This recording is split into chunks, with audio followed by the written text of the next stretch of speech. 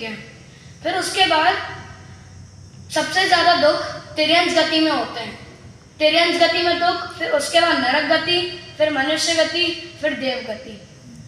फिर उसके बाद ये जीव जन्म लेता है कहाँ पर? नरक गति में। नरक गति में जन्म लेते ही दुख, मतलब यहाँ पर नरक गति में ऐसा होता है कि वो ऊपर जन्म लेता है और नीचे टपकता है, जैसे गेंद की तरह ऊपर नीचे। जैसे आप ऐसे टेनिस की बॉल लो, ऐसे फेंको, ऐसे बाउंसी बॉल लो छोटी वाली, उसे ऐसे फेंको, ऊपर नीचे होती रहेगी।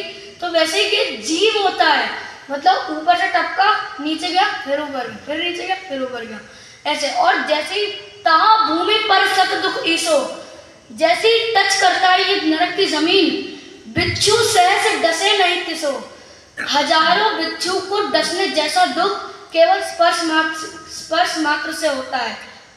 कितने ज्यादा दुख है नरक गति में भी, ये यहाँ बता रहे हैं। और कहीं पर नारकी जीव छाया पाने के लिए, पेड़ की छाया पाने के लिए, कि अब बहुत गर्मी है, बहुत ही ज्यादा दुख है, छाया पाने के लिए बैठता है पेड़ के नीचे, तो सेवर का वृक्ष नहीं छोड़ता। सेवर के वृक्ष के जो पत्ते हैं वो तलवार की धार के समान होते हैं, और अगर वो हाथ पे गिर गया, जैसे ऊपर से गिरा, ये हाथ कटा, फिर ये हाथ कटा, तो और पता है दिक्कत क्या है? नारकी जीव इतने दुख भोगता है कि वो चाहता है कि मैं मरी जाऊं, वो खुद जाके मरता है, लेकिन उसका वैक्रियक शरीर तो जैसे ही कटता है, फिर से पारा मर्क्यूरी से, मर्क्यूरी जो थर्मामीटर के अंदर होता है, आप उसको भेद करो, वो फिर से जुड़ जाएगा। तो उसी के समान नारकी का ये शरीर होता है। आपने हाथ, ये उंगली काटी, वापस से जुड़ गई, उसको पूरे दुख जितने उसने बांधा है, उसको उसके पूरे दुख भोगना ही पड़ेंगे, उसके पास और कोई ऑप्शन नहीं है। बहुत ज्यादा दुख है संसार में। और फिर उसके बाद ये असुर कुमार जाति के देव होते हैं, ये और उंगली करने आ जाते हैं नारकियों में। मतलब अगर नारकी जीवों को होता है कुअवधि ज्ञान, तो ये बोलते हैं, जैसे कुअवधि ज्ञान से जाना कि उसकी माँ जो पूर्व बहू की, उसकी माँ नारकी जीव की, वो उसे काजल लगाए। उदाहरण ये वाला बहुत प्रसिद्ध है, इसलिए बता रहा हूँ कि वो उसे काजल लगाती है। तो ये असुर कुमार जाति के देव उसे बोलते हैं, अबे ध्यान से देख, वो काजल नहीं लगा रही, वो एक चीज से तेरी आंखें फोड़ रही है।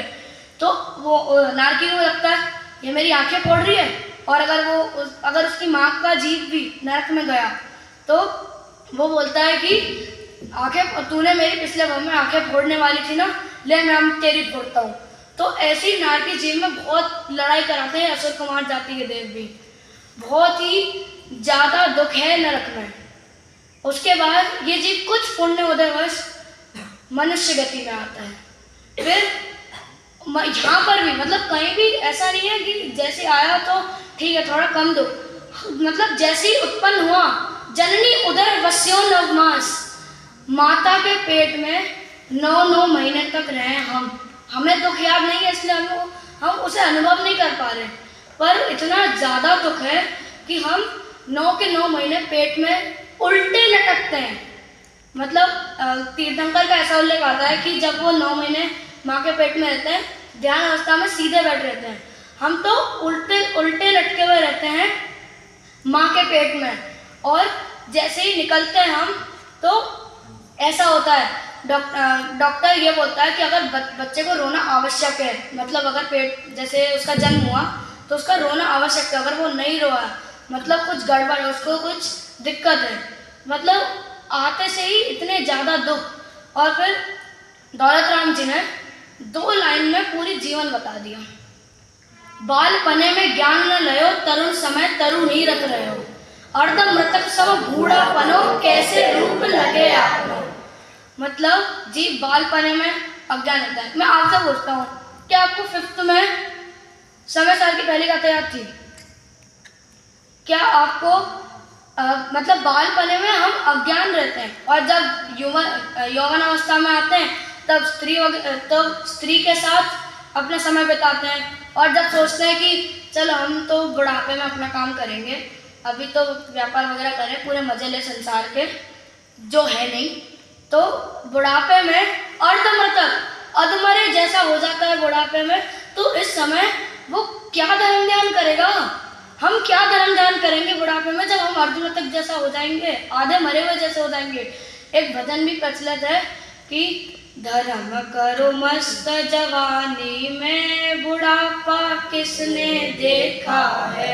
धर्म करो मस्त जवानी में, बुढ़ापा किसने देखा है।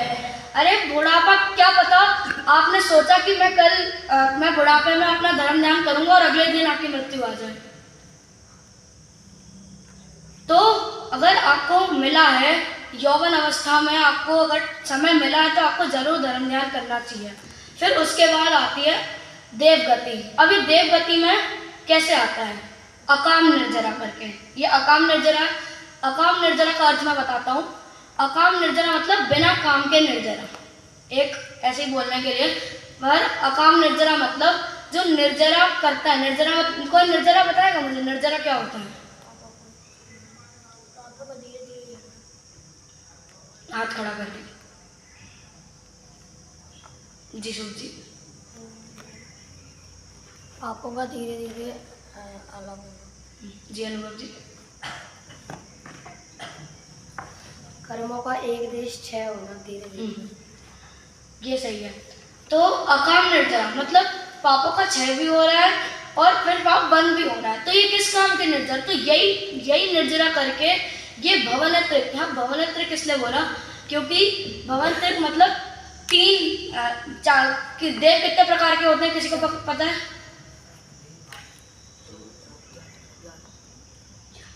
जी संबर जी। 4 प्रकार। नाम जी? प्रसन्न जी।